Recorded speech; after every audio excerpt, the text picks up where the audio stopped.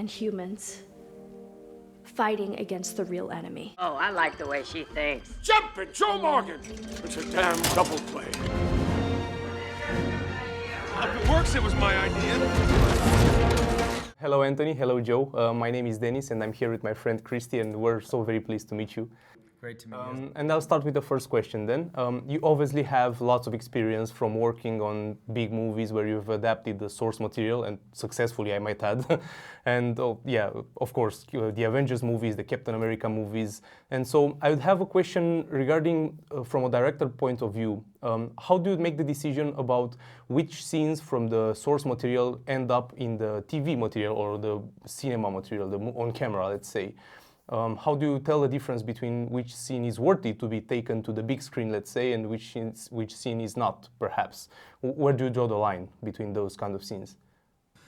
Well, it all depends upon what aspect of the story that we're responding to most strongly. You know, what aspect of the characters we're interested in exploring.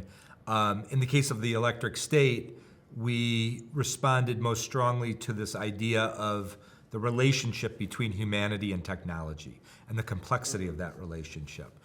Sort of the dangers involved in that relationship, but also the wonder that's possible there. So that's really was our jumping off point in terms of how Simon Stålenhag's work in his graphic novel inspired us to fashion a film narrative. Mankind needed a leap forward. I just showed it where to jump. He called his breakthrough the Neurocaster, a device that linked the human mind to mechanized drone bodies. Yeah, I would also have a question. When we talk about sci-fi movies, world building is one of the most, if not the most important aspect. What would you say are some of the hardest things in world building? Let's say, what is the recipe for building a world suited for a sci-fi movie, for a good sci-fi movie? Yeah. I mean, mostly it takes time because we like to build very vast and layered worlds, the kind of worlds that viewers can just swim in and think about and sort of run with their own ideas with. In order to do that, it takes a lot of time because you have to think about all the details. You know, it's almost like you painters who paint in layers. You know, you sort of put down a layer and you look at it. You put down another layer, you look at it. Put down another layer, and it just goes on and on and on and on. And in order to fill out a world like The Electric State, it takes quite a bit of time. Yeah, and on that matter, I would just like to say very quickly that I very much enjoyed the montage at the beginning of the movie where you show how the robots began to ask for their rights and etc. I think that established the world in a very good manner. So I really love the scene. They don't sleep. They don't blink. I blink. For 2 years, humanity fought.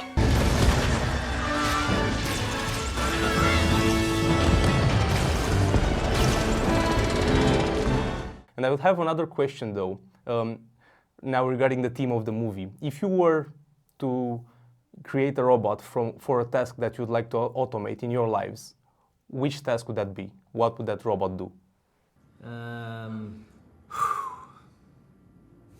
I don't know. I'd like a driving robot so I don't have to drive anymore. Yeah, that's a good one.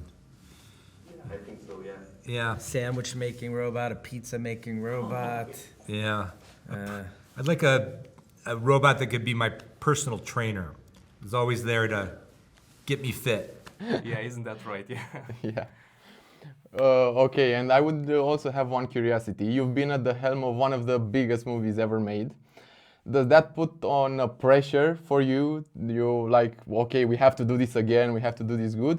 Or is it like some kind of freedom? You can do what you want now because you've made them?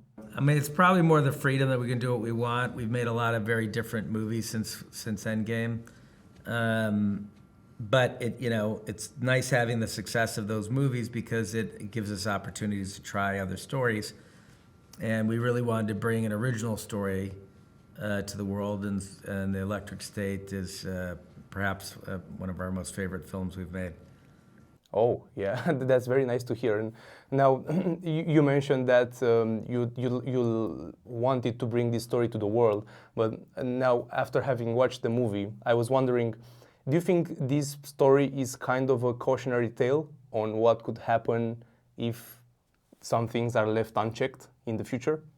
No question. I mean, this is certainly a meditation on technology, and you know, it's not meant to demonize technology, but examine it and ask some hard questions about it. Certainly, it's you know, it has the ability to make our lives easier, but also to make them more complicated. So we have to be very careful with it moving forward now that we're advancing into the AI space.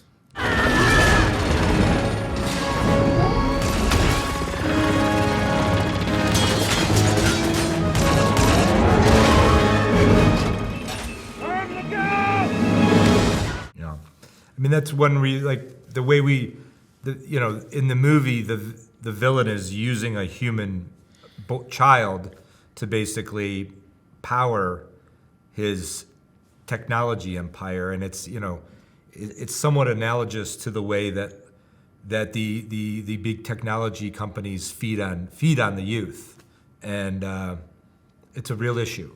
That you know the incredible resources that I have. I just wanted to say that there's a quote at the end of the movie that says, Giancarlo Esposito's character says that he finally found someone less human than, or less robot, no. Less human than a robot. Yeah, less human than a robot. Why not go get him yourself? Santa's got the toys. And I think that really proves your point on how people can be even worse than something that we can imagine as bad in some contexts. Yeah. Thank you very much. Thank you. Have a nice day. Okay. Thank you Thank you so both. much.